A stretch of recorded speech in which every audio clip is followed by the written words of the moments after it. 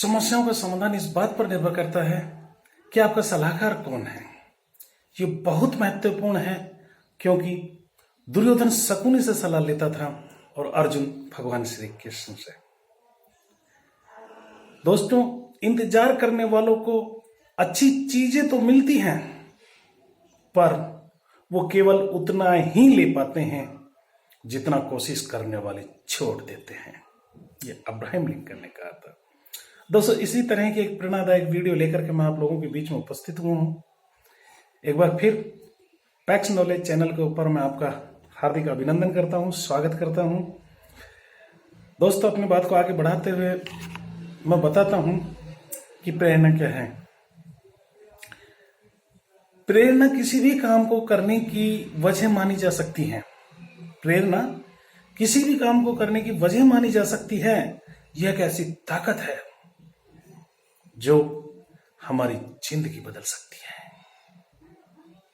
दोस्तों, इस प्रेरणा के अंदर वो शक्ति भरी होती है, वो विश्वास भरा होता है जिसको कभी हमने सोचा भी नहीं होगा। आखिर दोस्तों, ये प्रेरणा आती कहां से है? कितने रूप होते हैं ये? किस किस रूप में?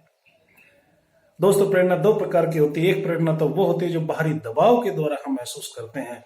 दूसरों के कहने पे, दूसरों के प्रलोभन देने पे हम जो काम करते हैं वो तो बाहरी प्रेरणा के रूप में होता है।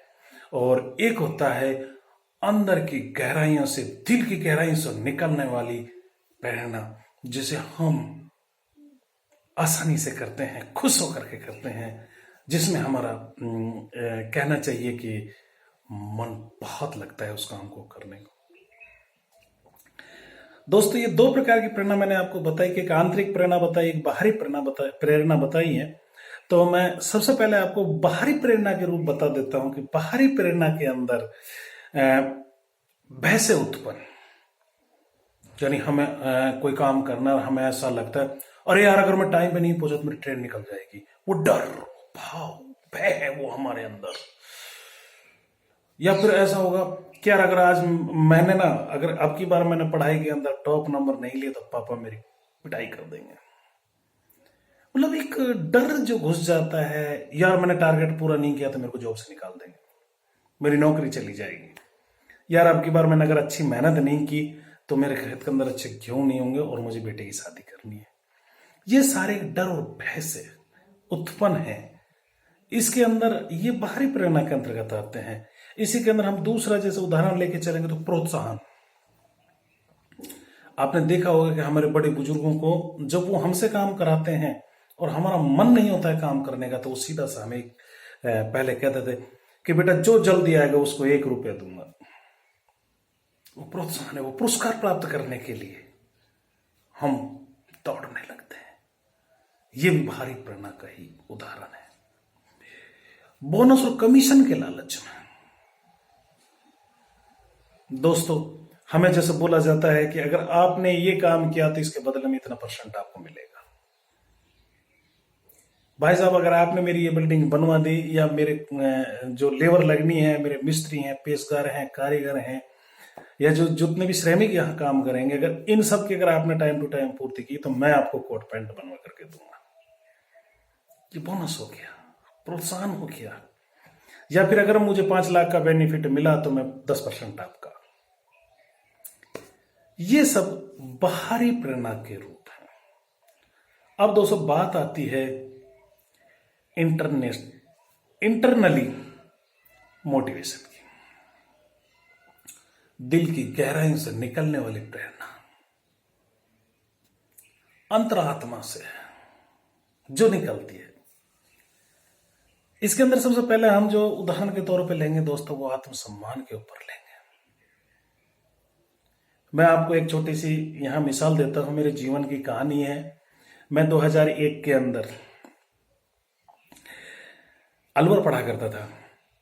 पॉलिटिकल साइंस का स्टूडेंट था, मौज मस्ती में घूम रहा था, पढ़ाई पे थोड़ा पढ़ाई पे ध्यान कुछ कम दे रहा था कि यार परीक्षा बहुत दूर है और पढ़ लेंगे क्या जल्दी है। लेकिन एक मेरे मित्र थे, उन्होंने आकर के मुझसे कहा कि लगी शर्त, तेरे खानदान के अंदर मेरे ताऊ जी के लड़के हैं, बहुत बड़े अधिकारी हैं, वो गवर्नमेंट जॉब में है। तो उनका वो नाम लेकर के उन्होंने कहा कि तुम्हारे परिवार के अंदर जो ज्यादा नंबर ला सकता था वो ला चुका, उसके बाद अब कोई नहीं है। दोस्तों, उसकी वो बात मेरे दिल में कांटे की तरह चुभ गई और मैं रात और दिन एक करने लगा। जो बंदा मुश्किल से 1.5-2 घंटे पढ़ता था, वो 8 से 9 और 10 घंटे दिन में पढ़ने लगा। दोस्तों, आपको आश्चर्य होगा सुनकर के कि मैंने मेरी क्लास के अंदर पॉलिटिकल साइंस के अंदर सर्वश्रेष्ठ स्थान प्राप्त किया था।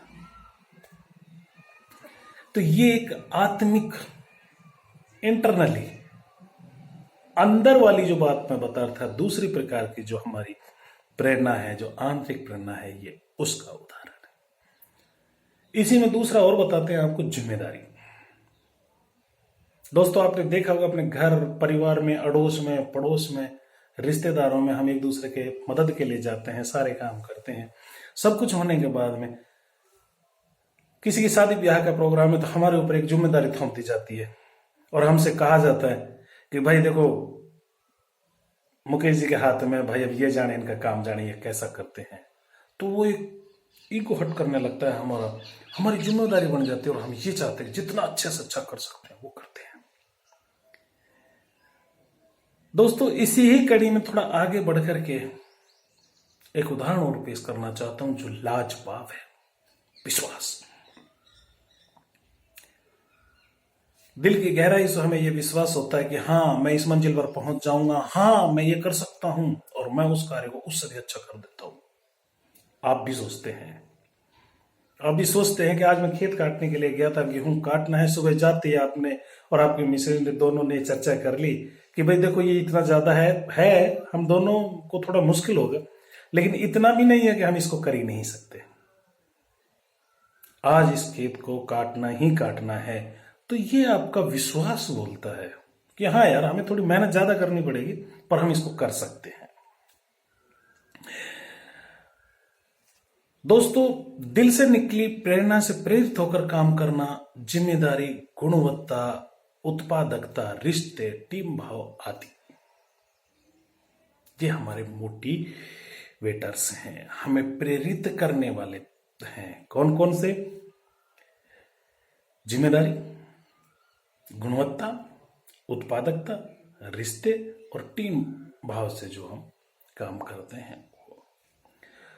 दोस्तों, बात यहां आती है कि हमने ये भी पता कर लिया कि प्रेरणा होती क्या है और ये भी पता कर लिया कि कितने प्रकार की होती है, लेकिन यार हम इससे प्रेरित कैसे करें?